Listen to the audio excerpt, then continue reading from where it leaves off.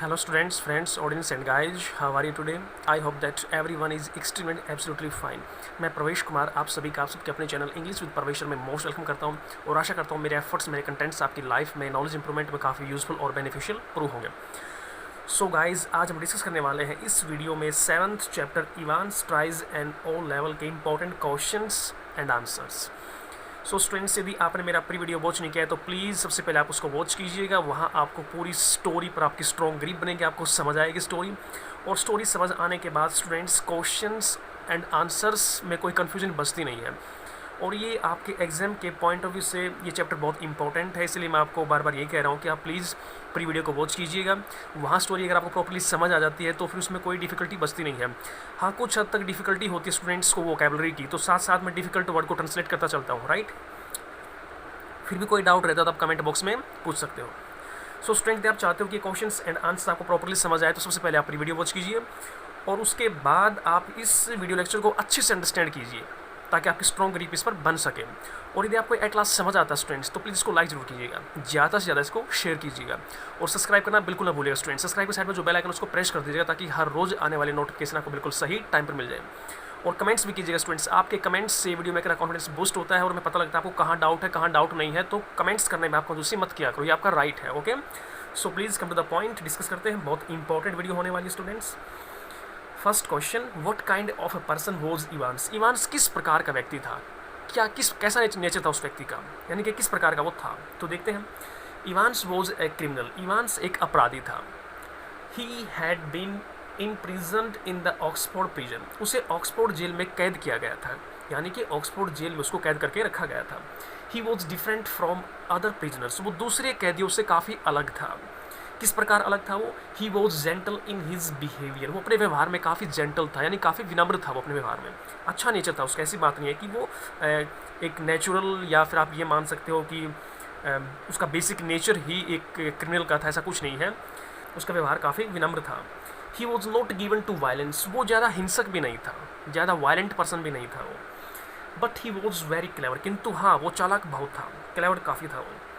He had already escaped from jail 3 times, और इसी चालाकी की वजह से, इसी चालाकी का फ़ायदा उठाते हुए वो 3 बार जेल से भाग चुका था। इस स्टोरी में जो हमने पढ़ा है उसमें 4th टाइम वो जेल को तोड़कर भागता है। देखिए students, second question, What were the precautions taken for the smooth conduct of the examination? यानी कि परीक्षा को सुचारू रूप से चलाने के लिए किस प्रकार की सावधानियां ली गई थी? यानी कि गवर्नर ने ऑक्सफोर्ड जो HM प्रिजन थी स्टूडेंट्स, जहां इवांस को रखा गया था, और वहां उसकी O लेवल की जर्मन की जो परीक्षा होने वाली थी, तो उस परीक्षा को सुचारू रूप से चालू रखने के लिए गवर्नर ने किस प्रकार की सावधानियां ली थी? क्योंकि उसको पता था कि 3 बार ये जेल तोड़कर भाग चुका है और 4th टाइम वो ऐसा करने वाला था, उन सबको डाउट था, तो उन्होंने काफ़ी सावधानी बरती थी। किस प्रकार की सावधानियां देखते हैं? आंसर देखिएगा, every possible precaution was taken, यानी कि हर वो संभव सावधानी बरती गई थी for the smooth conduct of examination, परीक्षा को सुचारू रूप से चलाने के लिए हर प्रकार की सावधानी बरती गई थी जो वो सावधानी ले सकते थे। Jackson as senior prison officer, Jackson जो एक वरिष्ठ जेल अधिकारी था, उसको क्या काम सौंपा गया था? इज आस्क्ड, उससे कहा गया to search Evans cell thoroughly. Thoroughly एक एडवर्ब का काम कर रहा है स्टूडेंट्स। इसका अगर हम आसान इंग्लिश वर्ड की बात करें तो कंप्लीटली आप बोल सकते हो पूरी तरह से। जैक्सन को जो गवर्नर के द्वारा काम सौंपा गया था स्टूडेंट्स, वो था इवांस की सेल की पूरी तरह से छानबीन करना, ताकि उसके पास कोई पोटेंशियल वेपन ना हो जिसकी मदद से वो भाग सके। अनदर जेल ऑफिसर, जो दूसरा जेल ऑफिसर था स्टूडेंट्स, जिसका नाम स्टीफन्स था, इज आस्क्ड, उससे कहा जाता है to stay inside the cell, उसको कहा जाता है कि उसको जब तक परीक्षा पूरी नहीं हो जाती है, परीक्षा ओवर नहीं हो जाती, उसको सेल में ही रहना है इवांस, जहां परीक्षा देने वाला है। टिल द एग्जामिनेशन लास्ट्स, परीक्षा के अंत तक उसको वहीं रहना है। Evans cell is fitted with a microphone, और इवांस की सेल में माइक्रोफोन को लगाया जाता है, सो दैट ताकि the governor can listen to every word spoken and every sound made in the cell, ताकि गवर्नर अपने कक्ष में बैठकर जिस सेल में इवांस का जो है परीक्षा चल रही है, उस सेल में यानी कि हर वो हरकत, वो आवाज़, यानी कि बोले गए शब्दों को गवर्नर वहाँ सुन सके, यानी कि कोई क्रिटिकल सिचुएशन होती है तो वो तुरंत एक्शन ले सके। तो देखिए स्टूडेंट्स, थर्ड क्वेश्चन बहुत आसान है। Will the injured McLeery be able to help the prison officers ये ट्रैक नहीं है, ट्रेस आना चाहिए स्टूडेंट्स, यहाँ ट्रेस ई लिखिएगा। इवांस, यानी कि इसमें कहा कि क्या घायल मैकलोरी प्रिजन ऑफिसर्स जेल अधिकारियों की सहायता करने में समर्थ होगा। ट्रेस इवांस, इवांस को खोजने में, इवांस का पता लगाने में क्या जख्मी मैकलोरी जेल अधिकारियों की सहायता कर पाएगा। यानी कि स्टूडेंट्स वैसे वो जो इंजर्ड मैकलोरी ये शब्द बोला गया है, यानी कि टेक्स्ट के बिहाफ की बात करें तो स्टोरी में लिखा गया है कि इंजर्ड मैकलोरी, एक्चुअल में ना तो वो मैकलोरी था, जो मैकलोरी इन्विजिलेटर बनकर आया था वही रियल मैकलोरी नहीं था। रियल मैकलोरी को तो बाहर बंदी बना दिया गया था वहाँ पहुँचने से पहले। तो जो अंदर रह गया था वो जख्मी तो वो भी नहीं था, यानी कि पिग्स ब्लड को उसने अपने हेड पर डाल लिया था, तो वो इवांस ही था। फिर भी इसमें कहा गया क्योंकि वो मैकलोरी का ही कन्फ्यूजन सबको था कि मैकलोरी ही है, ऐसा सबको लग रहा था, इसलिए क्वेश्चन उसी बेस पर पूछा जाता है जो स्टोरी में लिखा जाता है। आंसर देखिएगा, McIlroy is found injured, McIlroy को जख्मी पाया जाता है। It appears that Evans has injured him, ऐसा प्रतीत होता है कि इवांस ने उसको जख्मी किया है। एंड हैज एस्केप्ड, और खुद भाग निकला। McLeery shows the question paper to the governor, McLeery governor को क्वेश्चन पेपर दिखाता है। A photocopied sheet is pasted on the last page of the question paper, question paper के लास्ट पेज पर एक फोटोकॉपी की शीट चिपकाई जाती है। It is printed in German, यानी कि वो जर्मन में प्रिंट है। It contains instructions for Evans to escape, और उसमें वो सारी हिदायतें दी हुई हैं जिनकी मदद से इवांस भाग निकला और जहां उसको पहुंचना है वो सब चीज़ें उसमें लिखी हुई हैं। दस he helps the prison officers, और इसी प्रकार से वह सहायता करता है जेल अधिकारियों की। How ever he is only putting them on the wrong track, हालांकि वह उनको गलत रास्ते पर डालता है, गलत रास्ते पर उनको डाल रहा है। कहने का मतलब ये स्टूडेंट्स की वो जो क्वेश्चन पेपर था वो इवांस का, वो उसको दिखाना पड़ा गवर्नर को ताकि सभी का ध्यान उस क्वेश्चन पेपर पर जाए कि क्वेश्चन पेपर में तो कोई ऐसा हिंट नहीं है जिसकी वजह से वो भागा है, और जो वो मैकलोरी बाहर गया है जिसको स्टीफन्स गेट तक छोड़ने गया था, सबका ध्यान वहाँ जाए कि वो मैकलोरी के भेस में इवांस भाग गया है। और इस प्रकार से जो अंदर रह गया था इवांस मैकलोरी के भेस में, उस पर कोई ध्यान ज़्यादा ना दे। और एक्चुअल में वो गलत रास्ते पर कैसे डाल रहा था स्टूडेंट्स, जब वो उनको कहता है कि मुझे पता है कि वो कहाँ गया है इवांस और मुझे ले चलो, तो वो गाड़ी में जब जाता है कार्टर के साथ, यानी कि डिटेक्टिव जो सुपरिटेंडेंट कार्टर था उसको लेके जाता है, तो वो कहता है कि जो उनके पास से गाड़ी गुजरती है कि इस गाड़ी मैंने इवांस को देखा है, वो गलत इन्फॉर्मेशन देता है और वो उस गाड़ी को फॉलो करते हैं और हैनिंगटन के आसपास वो गाड़ी कहीं गायब हो जाती है, उनकी पहुंच से परे हो जाती है। तो इस प्रकार से उन्हें कन्फ्यूज़ करता है। और फिर बाद में जब वो एग्जामिनेशन बोर्ड ऑफिस जाते हैं तो वहाँ वो कहता है कि मेरी तबीयत ज़्यादा ख़राब है, मुझे रेडक्लिफ हॉस्पिटल में एडमिट करवा दो।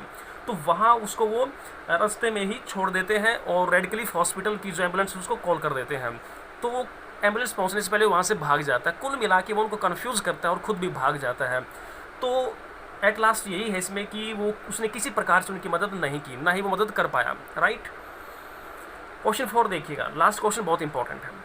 How was Evans arrested and how did he gain his freedom, यानी कि इवांस को कैसे अरेस्ट किया गया and how did he gain his freedom, और उसने कैसे अपनी आज़ादी दोबारा से पाई। देखिएगा, Evans is out of the prison, Evans jail से बाहर है। He is happy to be free, वह आज़ाद होकर काफ़ी प्रसन्न है, काफ़ी खुश है। He is sorry that he cut his hair short to impersonate as McLeery, लेकिन उसको दुख भी है कि उसको मैकलोरी का भेस बनाने के लिए अपने लंबे बाल जो उसको काफ़ी पसंद थे वो काटने पड़े, काटकर छोटे करने पड़े। देखिएगा आगे, he recalls the events of the day, यानी कि वो दिन भर की घटनाओं को याद करता है। His friends provided him soap water and everything in the car, उसके दोस्त उसको साबुन पानी हर वो चीज़ जिसकी उसको ज़रूरत थी कार में उसको देते हैं। नाउ ही होप्स, अब वह आशा करता है टू लीव, छोड़ने की हिज होटल, अपने होटल को अर्ली इन द मॉर्निंग, प्रातः जल्दी। ही reaches the golden line hotel in chipping Norton, वह चिपिंग नॉर्टन में गोल्डन लाइन होटल में ठहरता है, वहाँ पहुँचता है। ही ओपन्स द डोर, जैसे वह दरवाज़ा खोलता है ऑफ हिज रूम, अपने रूम का, and gets a great shock, उसको काफ़ी झटका लगता है, सदमा पहुंचता है। He finds the governor sitting on the bed, वह गवर्नर को अपने बेड पर बैठा हुआ पाता है। The governor tells him, governor उसको बताता है दैट कि he got the hint about the hotel and its location from the information given in the question paper in code words. तो इवांस काफ़ी सदमे में पहुंचता है, काफ़ी शॉक्ड होता है कि गवर्नर को कैसे पता लगा। तब गवर्नर उसको बताता है कि मुझे ये हिंट मिला है कि आप कौन से होटल में ठहरे हुए हो, इसकी लोकेशन कहाँ है। वो जो क्वेश्चन पेपर था, क्वेश्चन पेपर में जो सांकेतिक शब्द लिखे हुए थे, कोड वर्ड्स जो लिखे हुए थे, उनकी सहायता से उसको सूचना मिलती है और उसको हिंट मिलता है, और जिसको वो फॉलो करता है, ट्रेस करता है, तो वो सही लोकेशन पर पहुँचता है, गोल्डन लाइन होटल में। Evans admires the intelligence of the governor, Evans जो है स्टूडेंट्स गवर्नर की बुद्धिमत्ता की काफ़ी तारीफ करता है। The governor and Evans come into the lobby. Governor और इवांस होटल की लॉबी में आते हैं। Receptionist tells the governor that the prison van is waiting in front of the hotel.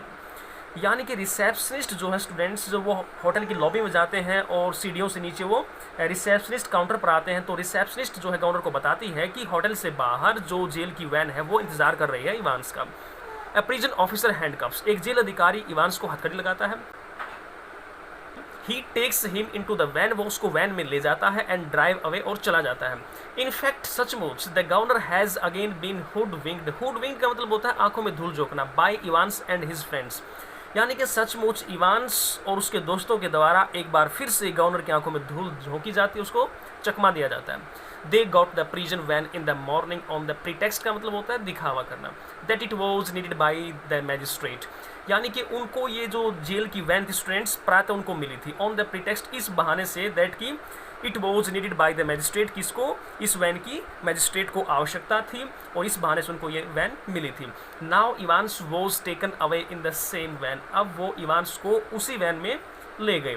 The prison officer who arrests Evans. वो जेल अधिकारी जो Evans को हथकड़ी लगाता है is in fact one of his friends. सचमुच में उसका एक दोस्त है। When the prison van turns the corner. जब जेल की वैन मोड़ से ओझल होती है, his friend unlocks the handcuffs.